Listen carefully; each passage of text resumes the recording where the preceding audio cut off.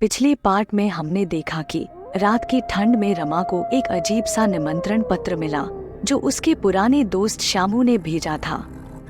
अंधेरी mail का नाम सुनते ही रमा के मन में एक अजीब सी घबराहट हुई। जैसे जैसे वो इस रहस्यमय सफर पर आगे बढ़ी, उसने अपने आप को एक पुरानी डरावनी हवेली में पाया जहाँ कुछ असामान्य चीजें हो रही थी।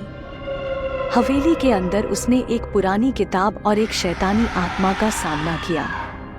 रमा ने जान बचाने की कोशिश की और वहां से भागने लगी।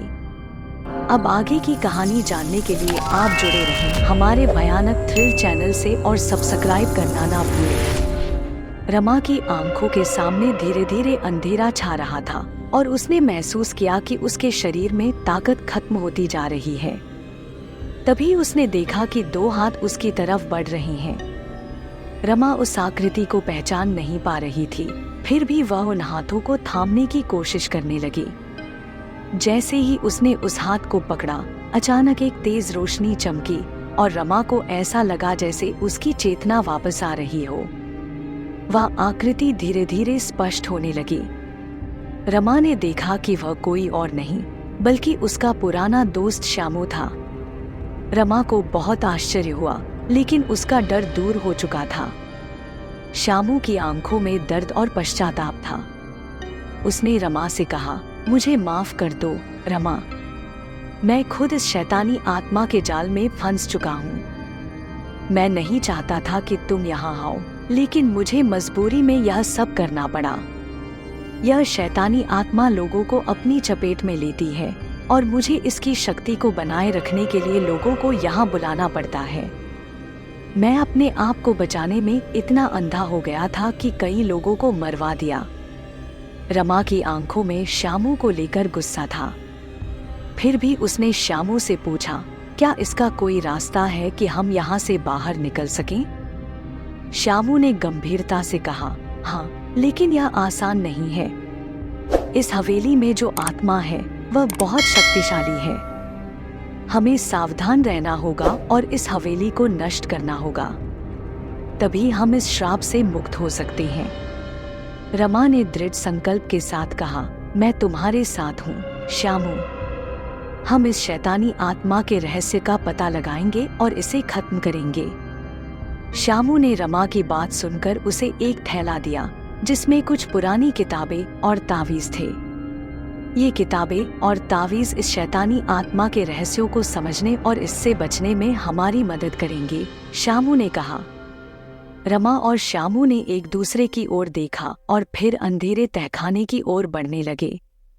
अब उनकी मंजिल स्पष्ट थी, इस प्रेतवाधित हवेली के रहस्यों को उजागर करके हवेली को और उसमें रहने वाले शैतान को हमेशा के लिए खत्म करना और अपनी आज़ादी पाना।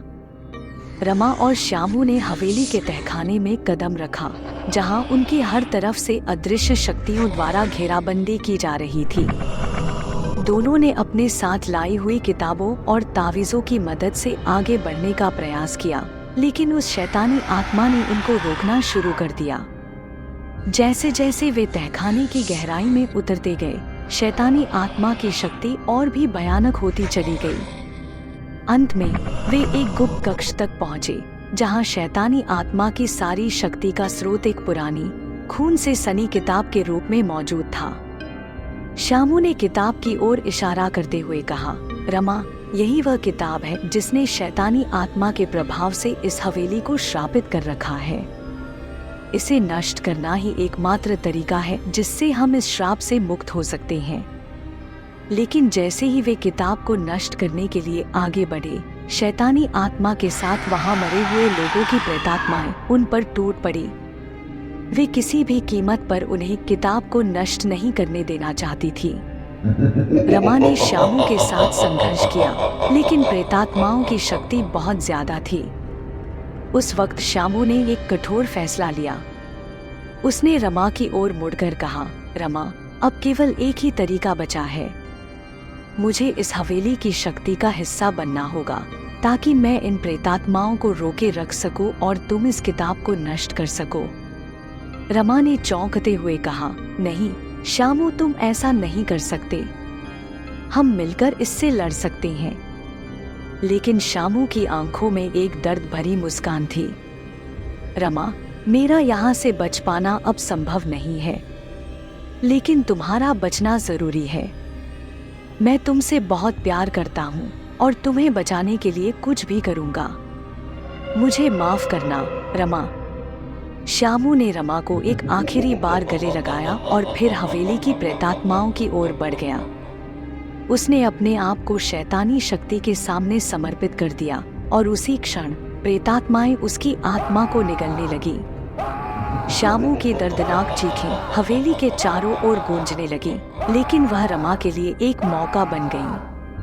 रमा ने अपनी आंखों में आंसू लिए हुए किताब को उठाया और अपने सारे साहस को इकट्ठा करते हुए उसे जला दिया। जैसे ही किताब जलने लगी, हवेली के अंदर एक भीषण कंपन हुआ और सब कुछ बिखरने लगा। प्रेतात्माएं दर्द भरी चीखों के साथ गायब हो गईं और हवेली धीरे धीरे खुद को खत्म करने लगी।